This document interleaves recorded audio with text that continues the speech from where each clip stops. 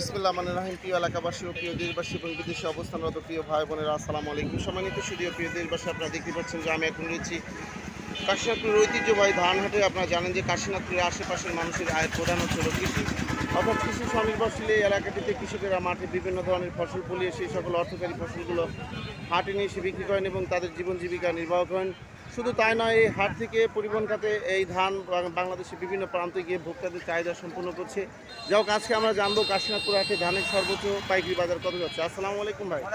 কাশীনাথপুর হাটে ধানের আজকে সর্বোচ্চ পাইকারি বাজার কত যাচ্ছে? ভাই আমার এটা ধান হলো বিঘা ধান, এটা 1450 পর্যন্ত সর্বোচ্চ দাম হয়েছে। 1450 টাকা মন। আর পুরাতন ধান? এটা পুরাতন ধানই ভাই। পুরাতন ধানই 1450। আর নতুন নতুন কম আছে, মানে 1350।